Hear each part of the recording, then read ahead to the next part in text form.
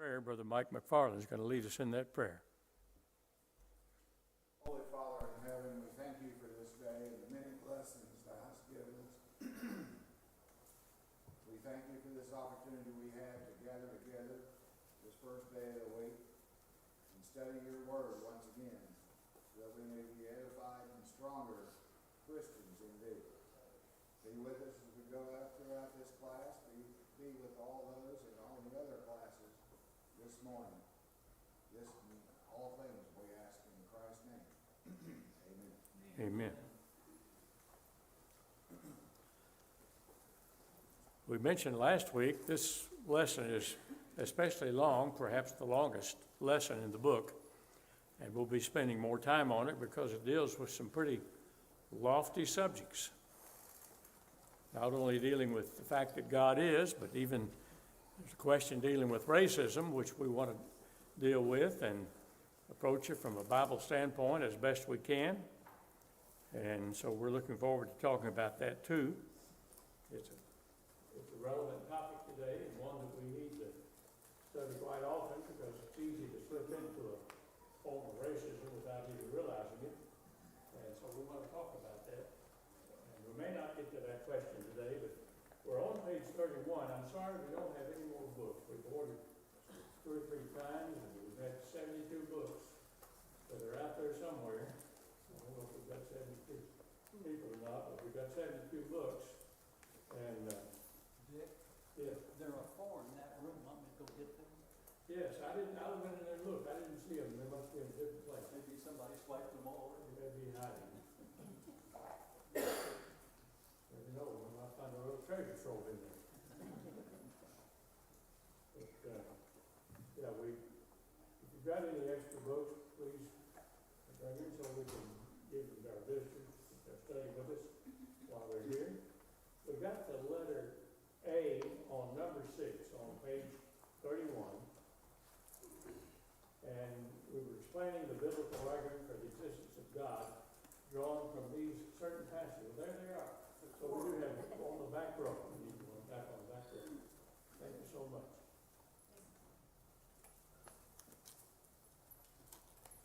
And the first one is Psalm 19, verses 1 through 6, one of my favorite Psalms. And how does it explain the argument for the existence of God?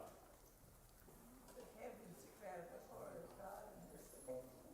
The heavens, okay, it's approaching from a standpoint of logic. You look at the heavens, what's the logical thing to think? That it just boom, just happened out of nowhere? No, That's not the logical thing to think, is it? The logical thing to think is there's a powerful, intelligent designer involved in it.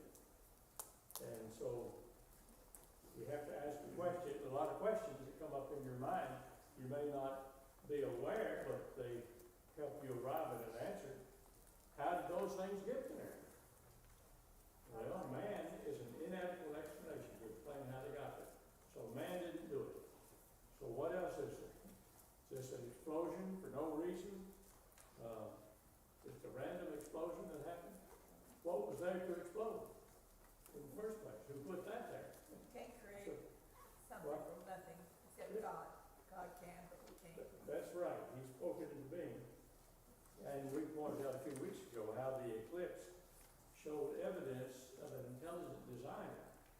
Because that eclipse, they can predict it down to the minute nearly when it's going to happen, even years in advance, as they've already predicted, I think, in 2044, still in 1900s.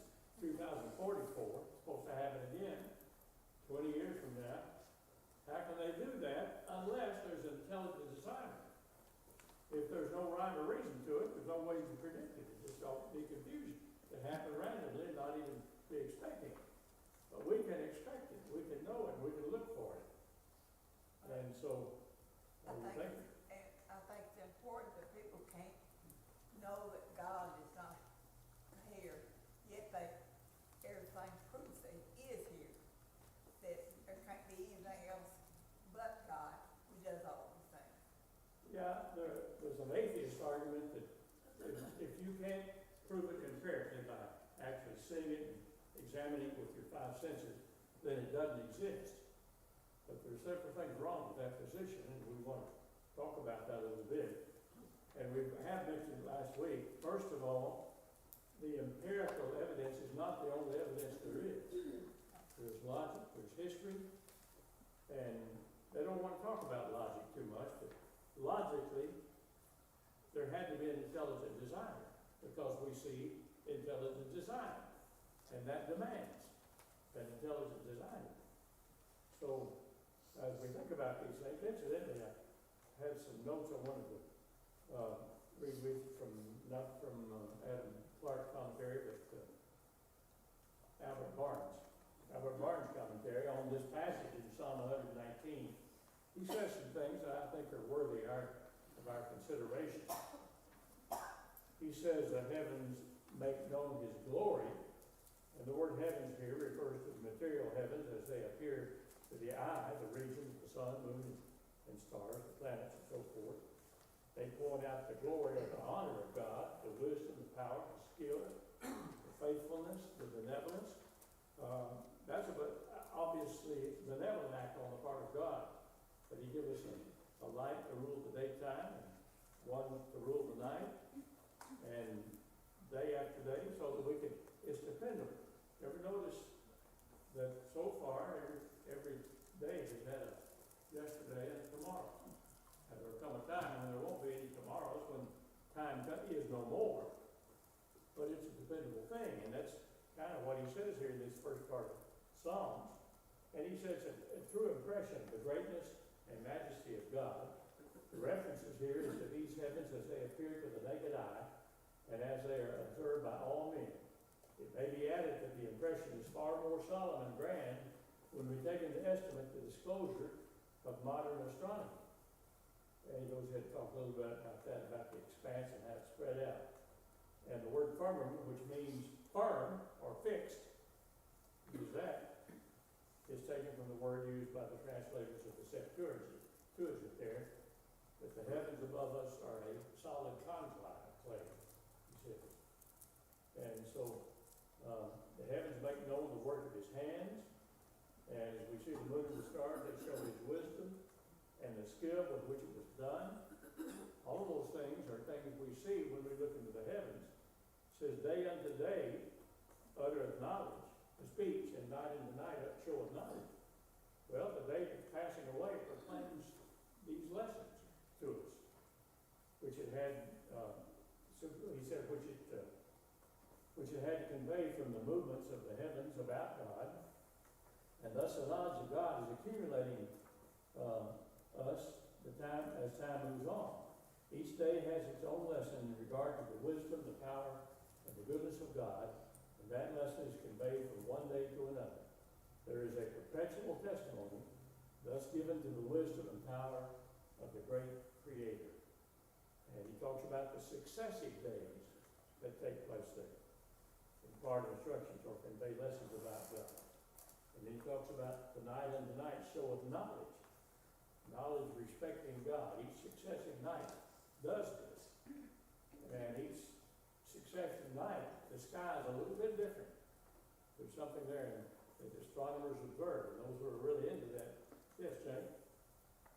And he pointed out in the lesson, like a watchmaker made the watches, yet people can't see that there's a God that created man, a higher being than we are. Same principle, isn't it? Yes. And that's where their logic breaks down. We can look at a watch. He says a computer is even a better example. That's true. Look at that, and it's no problem concluding it had to have a maker. There's no other explanation for it. And yet, even more obvious, when we look at this universe, why doesn't the same logic apply? All of a sudden, the logic breaks down. They can't see any evidence. And yet, logic would drive you to that. And so logic is given to us by God to show that. He says there is no speech or language where their voice is not heard. So the heavens are saying something to us. What are they saying? They're saying there's a God. And that's what this lesson is about. He says there is no nation, there are no men, whatever may be their language, to whom the heavens do not speak declaring greatness and glory of God. The language which they speak is universal. However, various the language spoken by men, however impossible it may be for them to understand each other, yet all can understand the language of the heavens, proclaiming the perfections of the great Creator. That is a universal language which does not need to be expressed in the forms of human speech, but which conveys great truths alike to all mankind. I think that's a remarkable statement, and it certainly assesses the situation. He goes ahead to say, when he's talking about their voice, he says, refers to the heavens, and he talks about personification here, where the heavens are given human qualities of being able to speak and show and things like that.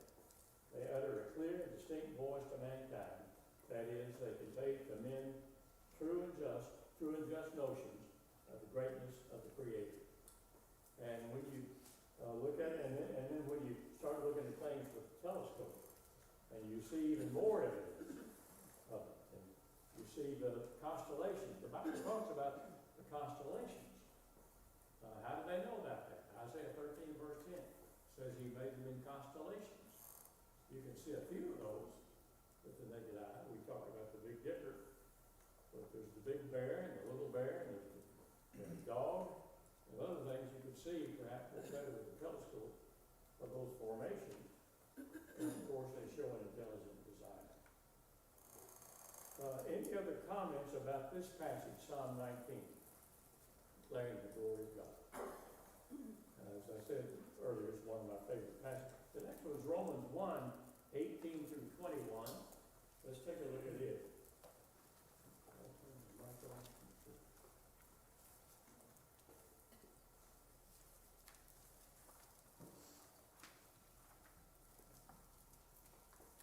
There we go. Now it's on. Sorry. I don't have to repeat everything, do I? Okay, so Romans 1, 18 through 21. Let's take a look at that. Somebody have that, want to read it for us? Romans 1. There's a lot in Romans 1. You got it, John? Go ahead and read it. For the wrath of God is revealed from heaven against all ungodliness and unrighteousness of men who suppress the truth in unrighteousness. Because what may be known of God is manifest in them, for God has shown it to them. For since the creation of the world, his invisible attributes are clearly seen, being understood by the things that are made, even his eternal power and Godhead, so that they are without excuse. Because although they knew God, they did not glorify him as God, nor were thankful, but became futile in their thoughts, and their foolish hearts were darkened. Okay, did you notice they suppress the truth in unrighteousness? They're suppressing it. They don't want that truth to get out. And so they can come up with all kinds of arguments why you shouldn't trust the Bible. Go ahead. That word suppress, I was looking at that, and the original word is a compound word. The first part means down, and the second part means to hold. So it's to hold down. Hold it down. And, I thought there's really two ways. You can hold it down to yourself because you've been presented this alternative view and you're not willing to look at God's revealed word. Or you can know God's word and hold it down for others. That's right. So they're suppressing it, and we see that in the public sector of suppressing the truth, trying to get rid of any references to the Word of God, the Ten Commandments, and all those kind of things, suppressing the truth. But he says these invisible things are clearly seen. That is, we also see them with the eye of reason. For example, we don't see the atoms and the molecules and all the other little things that make up this podium right here. We don't see those individually, but we see them together, don't we? And we see them as evidence of an intelligent designer. His eternal power is clearly seen, even though we can't see the atoms and the molecules that make things up in the creation. And they're perceived through the things that are made. And so men can make something like a podium like this, but they're making it out of things we can't see. And so that's the thing. How did the author of Romans know this, apart from something being revealed to him along that line? Because they didn't have telescopes or microscopes or anything back then to observe that and to know that there are little things that are invisible to us, but they make up something that we can see. Well, they had to have that revealed to them. They didn't know that on their own.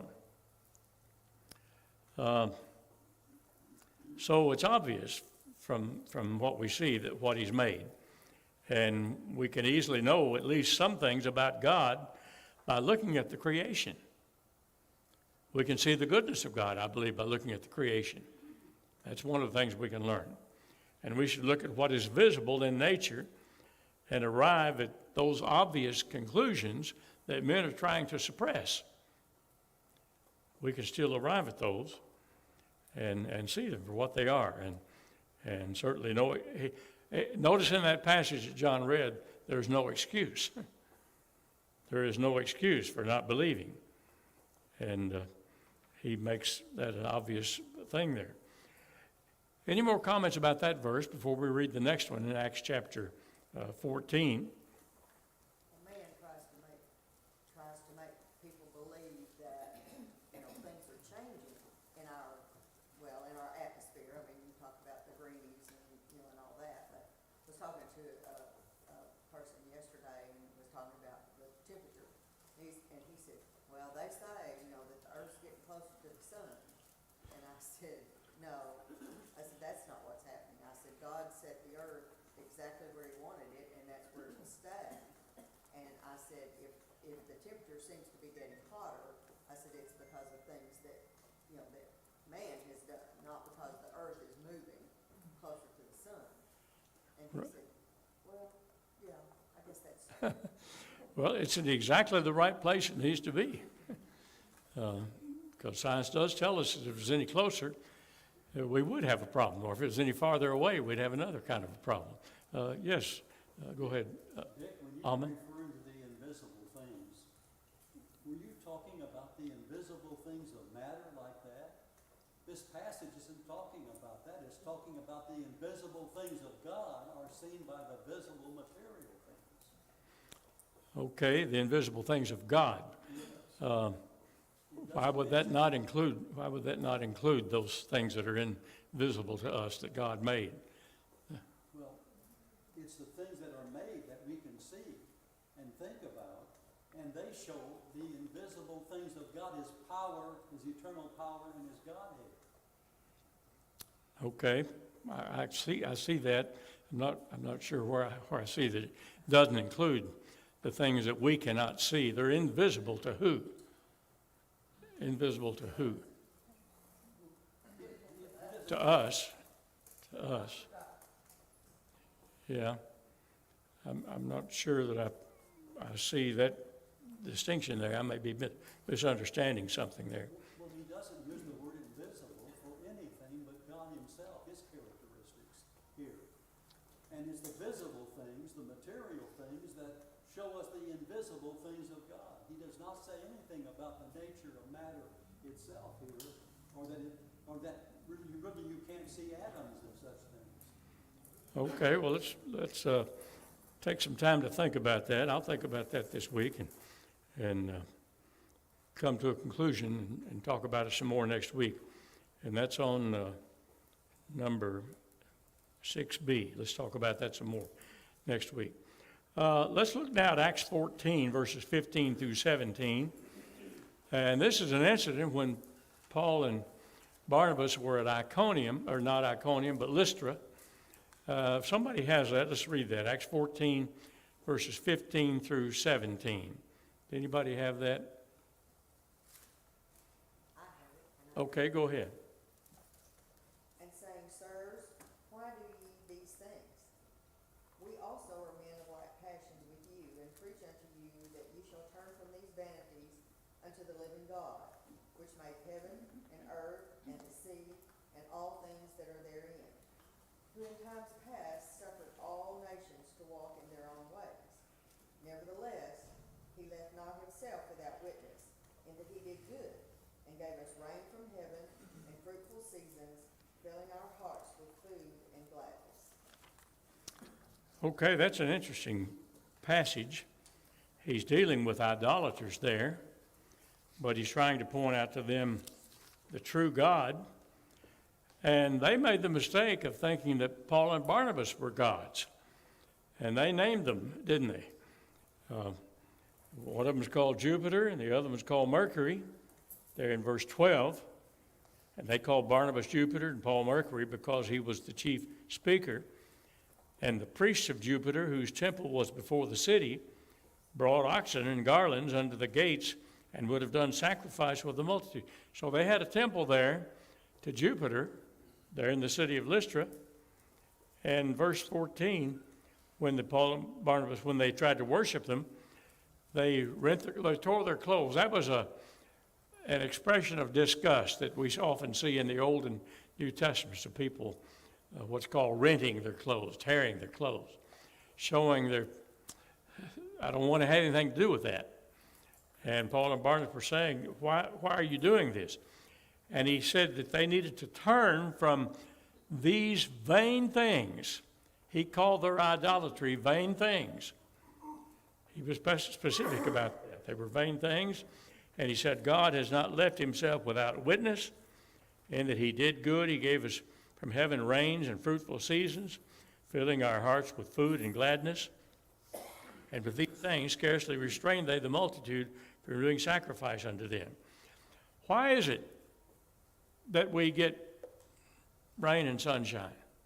Because God gave it to us. We should be thankful every day for the seasons, for the sun, the rain, and whatever, because it all comes from God.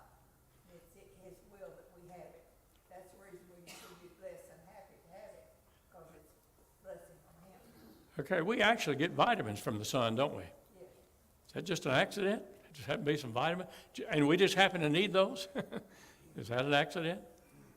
And the rain, we need the rain so that the crops can grow. What if there was no rain? No crops. But we just happen to accidentally have rain and crops, and we recognize how important they are when we have to do without them, don't we? And so these are some evidences that he's pointing out to them why they needed to believe in the one God. The next question, what does the statement, something cannot come from nothing, prove about the universe? There had to be somebody that started it, because something can't come from nothing. Okay, God is all powerful, all knowing, and nobody can figure out where He's at or when He's at, so forth.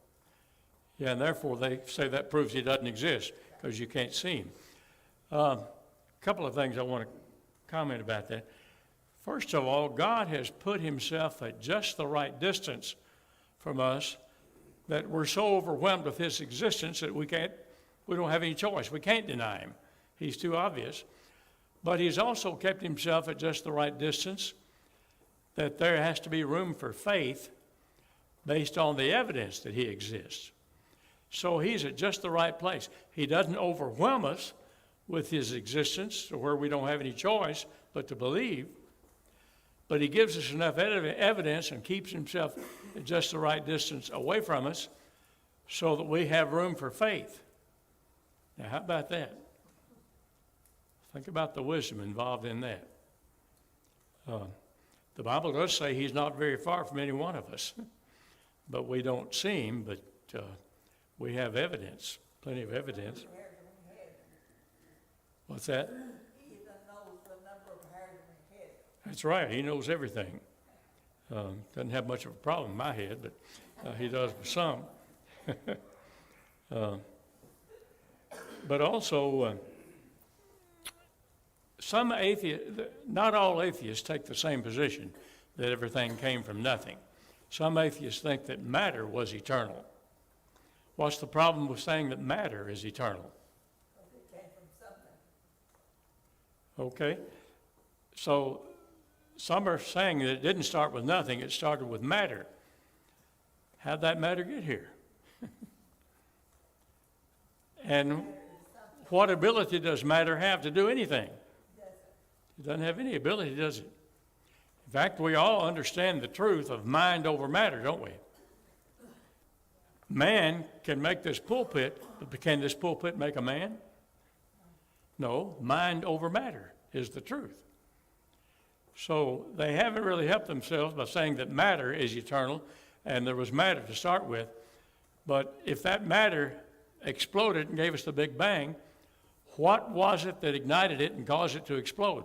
Matter doesn't have the ability to do anything. So they've still got a problem there if saying that matter is eternal. We see the problems with that. But back to the other position, if there ever was a time when there was totally nothing, if you can process that in your mind, if there ever was a time when there was totally nothing, then that situation would be locked in eternally, because something can't come from nothing. There would just be a constant eternity of nothingness, if there ever was a time when there was totally nothing. So that's a good thing to remember if you're discussing with someone who takes that position, that if there ever was a time when there was nothing, there would just constantly be nothing. We wouldn't be here to discuss that subject. But there must have been something, because we are here. Yes, Almond? Yes, but assuming that's the case, that something did not have any life in it. It had energy or gravity, but it didn't have any living thing. It didn't have any, life or intelligence, etc. And that's what I think this means. Since there was not life there, nothing there, it couldn't produce life. That's right. Life comes from life. And that's a scientific observation, the law of biogenesis. For a long time in the university at Chicago, at the Museum of Science and Industry, there was a sign over the door where you go into one of the areas. It may have been the one on human evolution. I can't remember, but it said all life comes from existing life, the law of biogenesis. And yet they try to disprove that in other parts of the museum, that it didn't. The law of biogenesis is not true, but it is.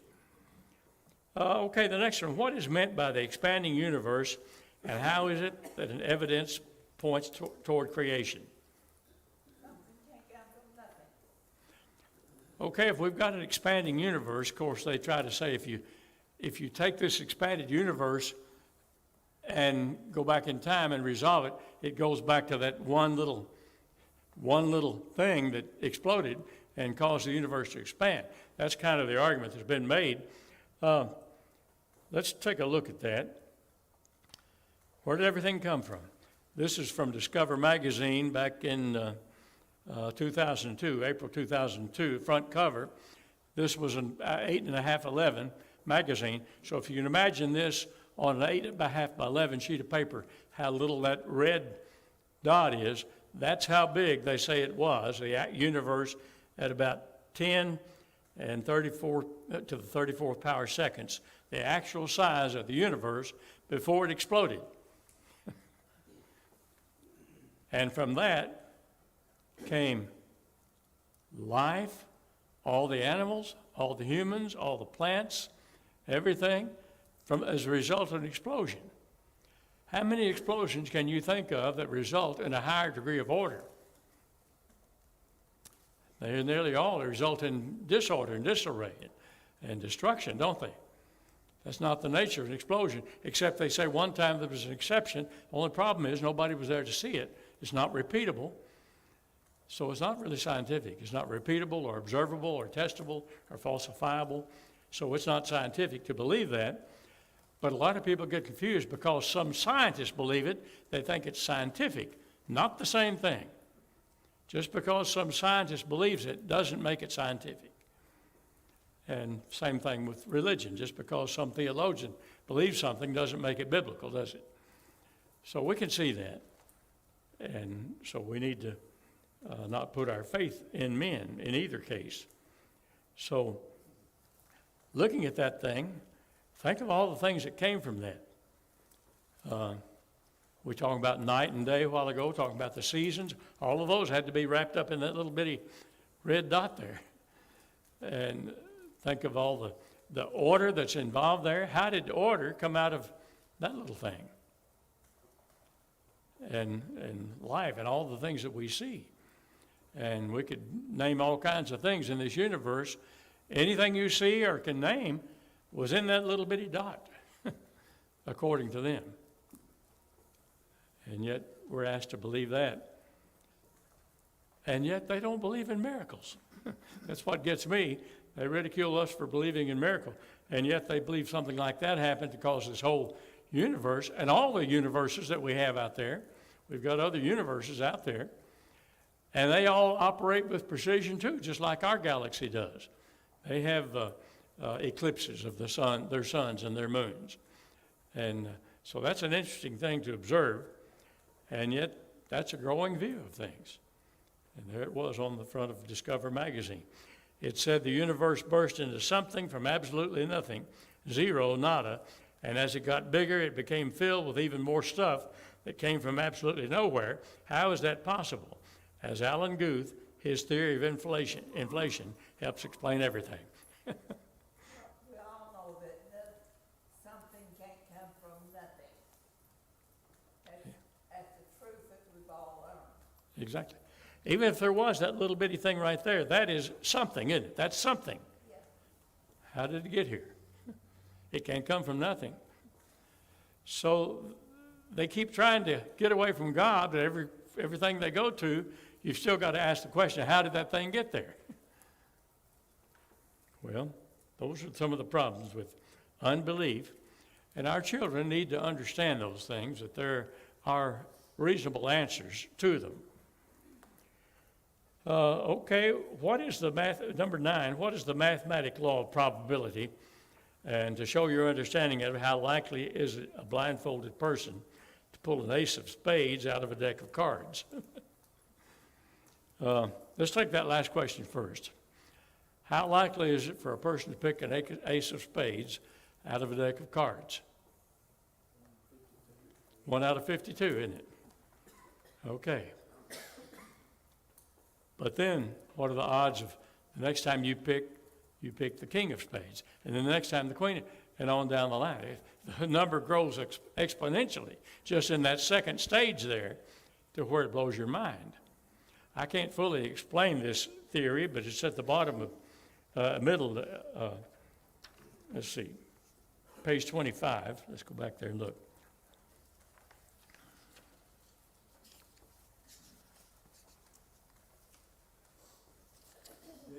Yes. He gives a simpler illustration of 10 pennies. Yeah. I don't think he gives that one, in the book. And the end result was getting the first penny in order, was just 1 in 10.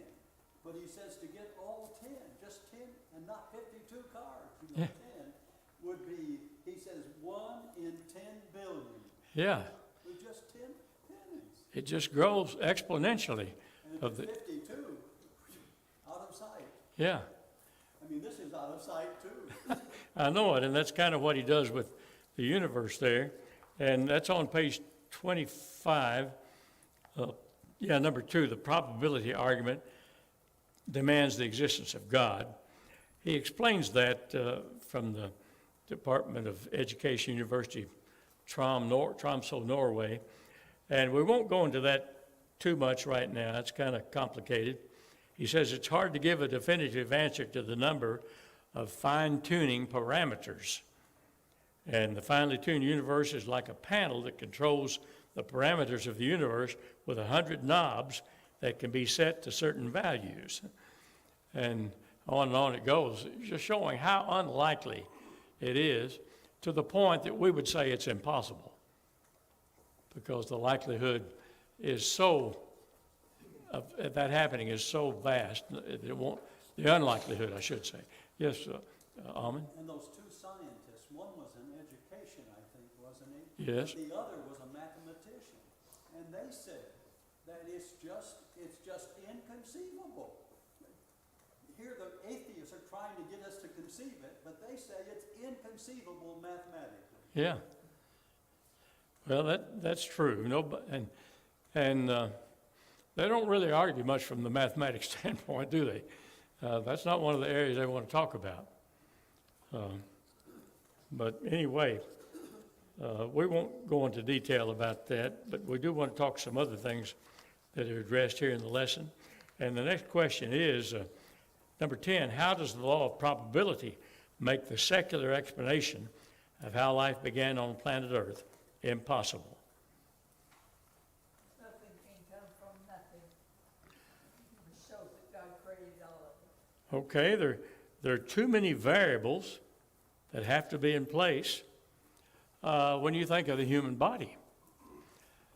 You have to have all the systems for any kind of life to occur. And they had to all be there right from the start. You couldn't say, well, one year God added the circulation system, another year he added the respiratory system. They all had to be there because they all depend on each other to work together, don't they? And he talks about the different systems of the body. I forget how many, either 11 or 13, depending on whether you count some things as a system, like the skin and all of that. But there's several systems in the body that have to all be working together, and they had to all be there at the same time.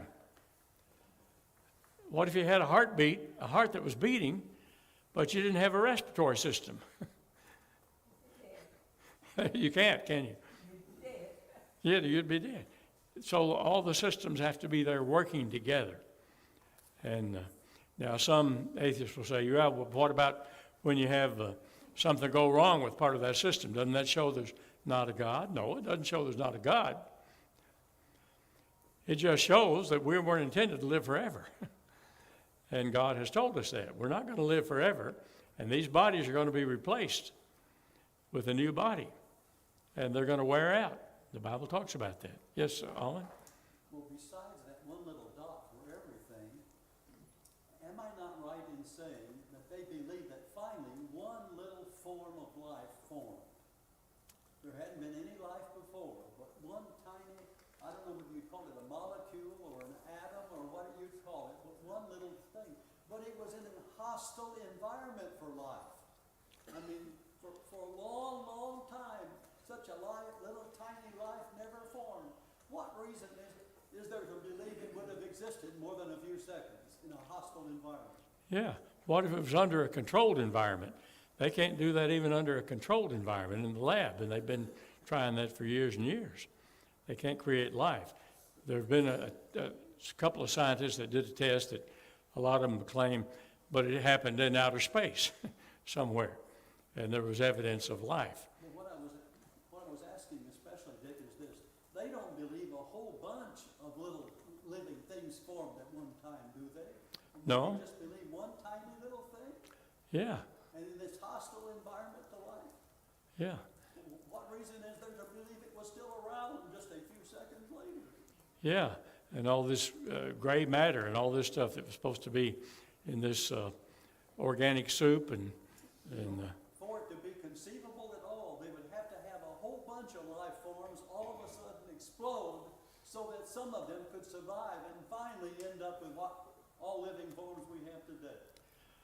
yeah, and how can they know so much about that? How do they know it was gray matter, stuff that was growing in? How do we know it wasn't blue-green? They don't have any evidence.